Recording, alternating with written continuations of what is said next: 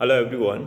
आज की इस क्लास में हम डिस्कस करेंगे कि एनसीईआरटी की बुक को सही अप्रोच से कैसे पढ़ें। यूपीएससी एग्ज़ाम और स्टेट पीसीएस एग्ज़ाम के एंगल से एनसीईआरटी की बुक को कैसे पढ़ें, क्योंकि यदि आप एनसीईआरटी की बुक से दूर होगे तो आप सफलता से दूर हो जाओगे। एनसीईआरटी की बुक का पढ़ने का जो सही एंगल होता है, सही अप्रोच होता है, वही आपको यूपीएससी एग्ज़ाम में या स्टेट पीसीएस एग्ज़ाम में सफलता दिलाता है। तो यदि आपको एनसीईआरटी की बुक समझ में नहीं आ रही है, एनसीईआरटी की बुक अगर आपको समझ में नहीं आ रही है, तो इसके पीछे का कारण क्या है कि आपका जो पढ़ने का तरीका है वो सही नहीं है। और एनसीईआरटी की बुक अगर आपको समझ में नहीं आ रही है और उस कारण से अगर आप एनसीईआरटी की बुक से दूर चले जा रहे हो, आप एनसीईआरटी की बुक को छोड़ करके क्लास नोट्स और प्रिंटेड नोट्स को फॉलो कर रहे हैं, तो किसी भी कोचिंग का मटेरियल आप फॉलो करें क्लास नोट्स और प्रिंटेड नोट्स, तो वो आपके लिए यूज़फुल नहीं होगा।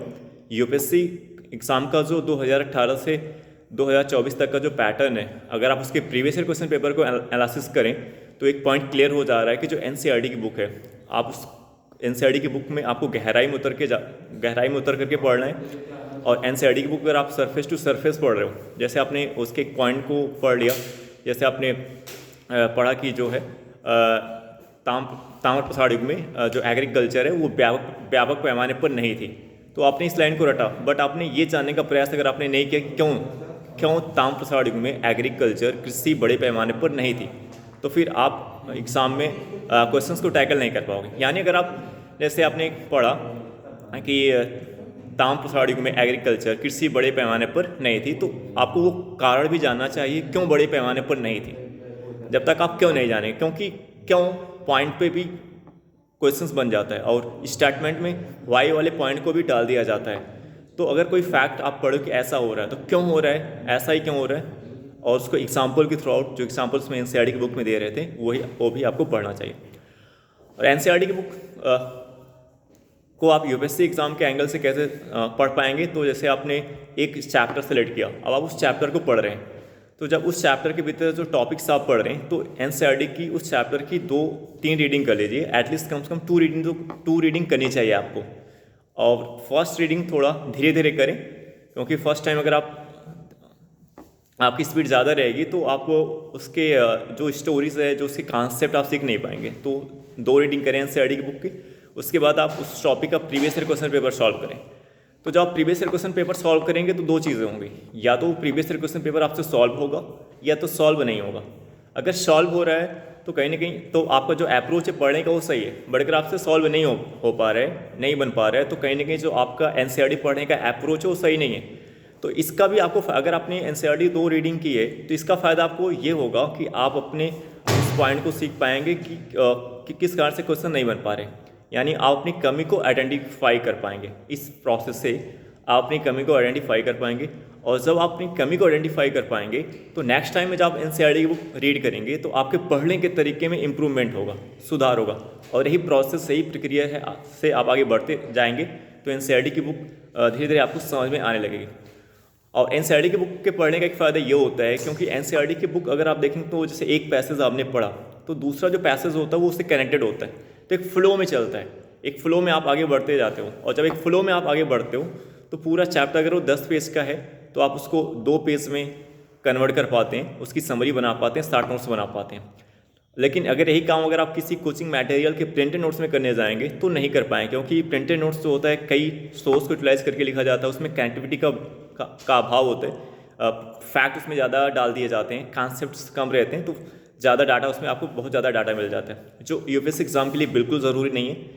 यूपीएससी एग्ज़ाम के प्रीवियस ईयर क्वेश्चन पेपर का एनालिसिस करने से एक पॉइंट क्लियर हो जा रहा है कि जो फैक्ट बेस्ड पॉइंट होते हैं, तो फैक्ट बेस्ड पॉइंट पे अगर फैक्ट बेस्ड पॉइंट्स जो होते हैं जो प्रीलिम्स एग्ज़ाम में ज़्यादा पूछे जाते हैं, तो किस लेवल के फैक्ट की तैयारी की जाए, क्योंकि फैक्ट तो बहुत है। अगर आप स्टैंडर्ड बुक पढ़ रहे तो उसमें बहुत ज़्यादा फैक्ट्स रहते हैं, तो किस लेवल का फैक्ट आप तैयार करें, क्योंकि बहुत ज़्यादा फैक्ट आप अपने दिमाग में बैठा नहीं पाएंगे। तो क्या लेवल होना चाहिए फैक्ट का, तो फैक्ट का लेवल जो हो वो एनसीईआरटी की बुक का, फर्स्ट सोर्स जो है वो एनसीईआरटी की बुक के लेवल का फैक्ट। दूसरा सोर्स है जो प्रीवियस ईयर क्वेश्चन पेपर होता है, प्रीवियस ईयर क्वेश्चन पेपर के लेवल का फैक्ट। और थर्ड सोर्स है जो टेस्ट सीरीज है, टेस्ट सीरीज आप 60, 70, 80 टेस्ट जितना भी आप सॉल्व करना चाहें सॉल्व कर सकते हैं। ये ट्राइंगल के थ्रू आप समझ सकते हैं। पहला सोर्स फैक्ट का क्या है, एनसीईआरटी, दूसरा क्या है previous year question paper at least कम से कम 30 सालों का, और थर्ड क्या है टेस्ट सीरीज। यही ट्राइंगल जो फैक्ट का होगा, इसी लेवल की फैक्ट की तैयारी आप फैक्ट बेस्ड पॉइंट की तैयारी आपको करके जाना चाहिए, क्योंकि इसी लेवल इसके बाहर से क्वेश्चन नहीं आता। मोस्टली जो टारगेट किया जाता है क्वेश्चंस को, वो प्रीवियस ईयर क्वेश्चन पेपर के अंदर के जो ऑप्शंस होते हैं उसके पॉइंट्स को टारगेट करके एक नेक्स्ट नया क्वेश्चन बना दिया जाता है।